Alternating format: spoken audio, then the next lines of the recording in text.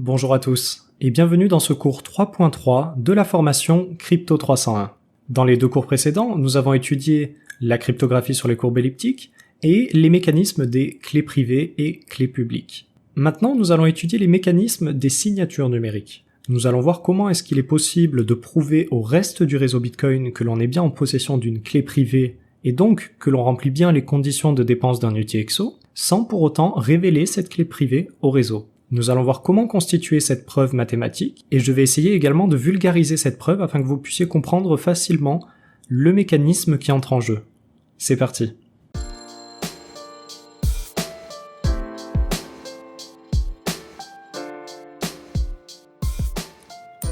Tout l'enjeu de la signature numérique avec la clé privée, ça va être de prouver aux autres utilisateurs du réseau que l'on est bien en possession d'un certain nombre, que l'on est bien en connaissance de la clé privée, sans pour autant dévoiler cette clé privée au reste des utilisateurs, sans quoi ils pourraient voler les fonds qui lui sont associés. Donc il faut donner une preuve mathématique irréfutable que l'on est en connaissance de ce nombre, sans le dévoiler à tout le monde. Et c'est ce qu'on va essayer de faire avec la signature numérique. Alors, dans un premier temps, je vous donne déjà les formules exactes qui sont utilisées pour ECDSA. Et après, dans un second temps, je vais vous faire une vulgarisation pour essayer vraiment de visualiser dans votre tête ce mécanisme qui entre en compte et comment est-ce que c'est possible de réaliser cela. Alors, la signature avec ECDSA, la première étape, ça va être de déterminer un nonce, c'est-à-dire nonce, c'est number only used once, c'est-à-dire un nombre unique, aléatoire, qui est déterminé par celui qui réalise la signature. Alors, ce nonce, quand on fait une signature numérique, ça va être très important qu'il soit vraiment un nonce, c'est-à-dire qu'il soit vraiment utilisé une seule fois pour une seule signature.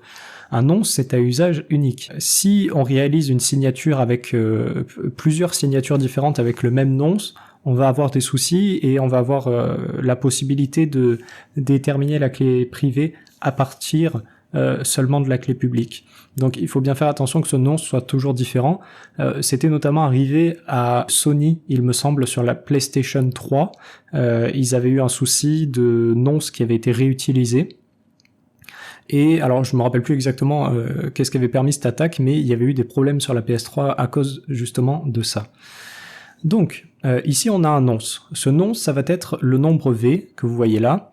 Et ce nombre V, en fait, on va faire exactement comme si c'était une clé privée. On va donc calculer par addition et doublement de points sur les courbes elliptiques à partir du point G, c'est-à-dire du point générateur.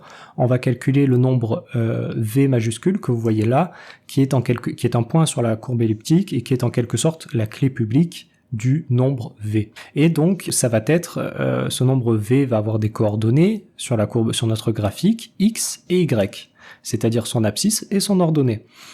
Donc, la signature numérique, elle va être composée de deux parties qui sont concaténées ensemble, la partie S1 et la partie S2.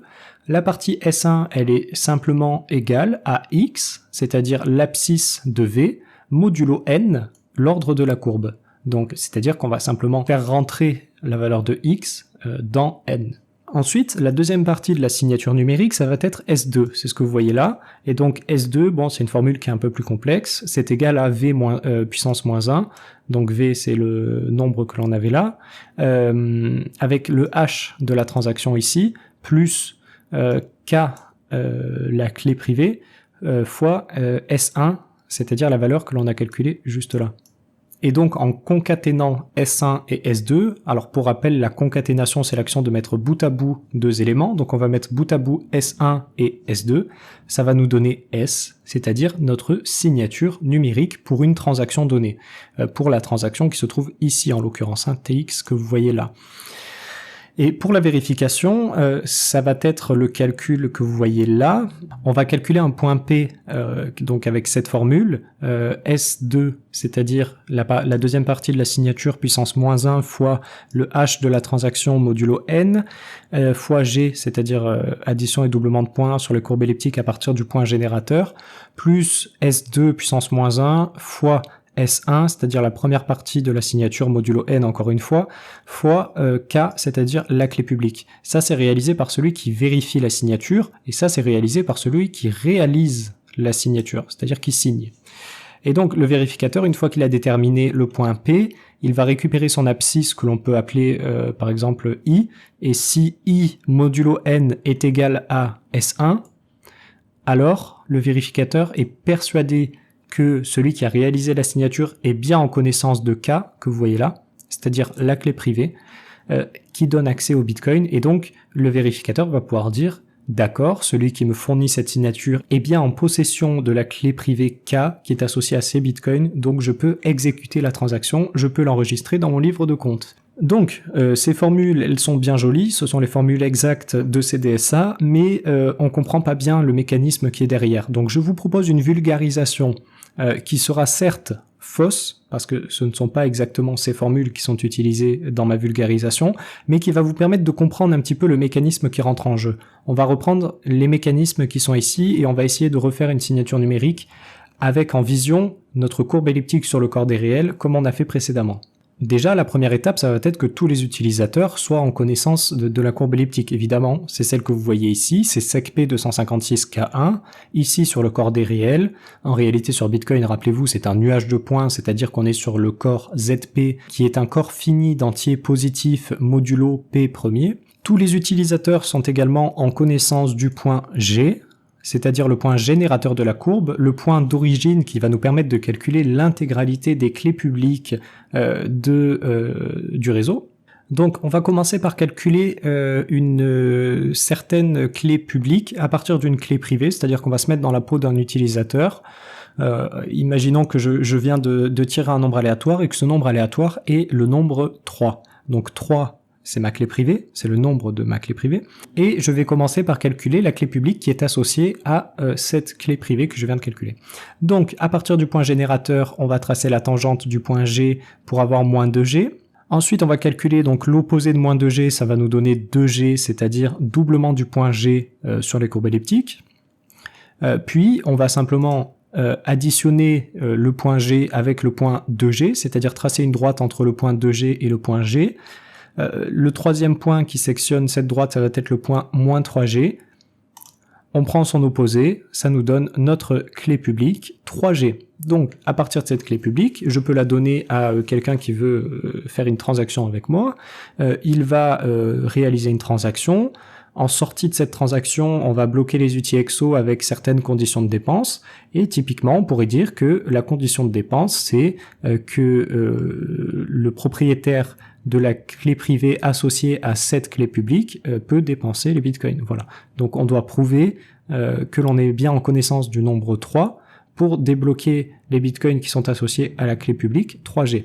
Maintenant, imaginons que je souhaite réaliser une signature numérique, c'est-à-dire que je souhaite dépenser les bitcoins qui sont associés à ma clé publique 3G, et donc je vais commencer le processus de la signature numérique pour prouver que je suis bien en connaissance de la clé privée associée.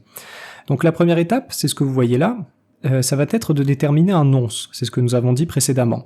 Imaginons que le nonce que j'ai déterminé est le nombre 4. Évidemment, c'est extrêmement simplifié. Dans le cas du protocole Bitcoin, on est sur des nombres beaucoup plus grands, beaucoup plus complexes. Là, c'est pour pouvoir vous le transcrire graphiquement. Donc, on calcule le point, c'est ce que nous avions nommé dans la première diapositive V, le point V majuscule qui est associé à notre nonce. Donc, on calcule par addition et doublement de points à partir de la valeur de notre nonce, le point sur la courbe elliptique qui est associé, en l'occurrence 4G, donc on calcule G, 2G par doublement du point G, puis on double de nouveau le point 2G pour avoir le point 4G. Donc c'est ce que l'on voit là, on a calculé moins 2G opposé 2G, tangente à 2G, ça nous donne moins 4G opposé de moins 4G, 4G, et donc 4G est égal à V.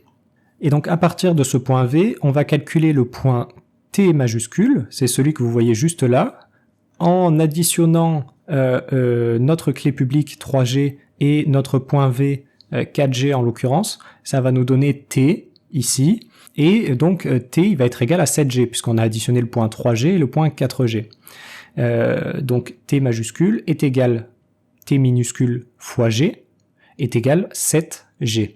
Et donc ensuite, le processus de la vérification de la signature numérique, parce que là finalement on a fait notre signature numérique, on va transmettre au vérificateur le nombre t minuscule, c'est-à-dire le nombre 7. On va lui transmettre également le point v majuscule, c'est-à-dire le point orange là que vous voyez juste là. Donc le vérificateur, à partir du point t minuscule, c'est-à-dire à partir du point 7, il ne pourra pas déterminer quelle est la clé privée associée à ma clé publique, et à partir uniquement du point V, c'est-à-dire du point 4G, évidemment il ne sait pas que c'est le point 4G, il sait uniquement qu'il y a le point V et qu'il est ici sur la courbe. Il ne pourra pas déterminer non plus à partir de cette information la valeur de ma clé privée.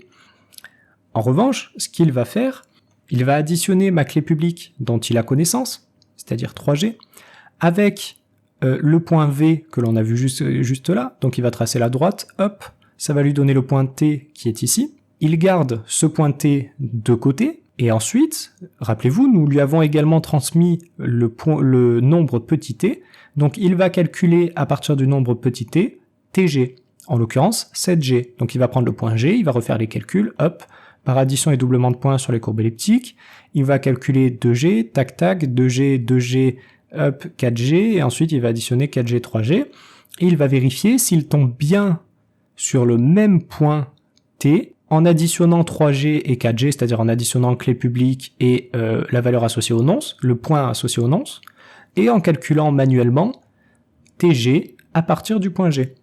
Si ces deux points sont exactement les mêmes, alors le vérificateur est persuadé que le propriétaire de cette clé publique est bien en connaissance de la clé privée associée, mais il ne peut en aucun cas déterminer cette clé privée à partir uniquement des informations qu'il a.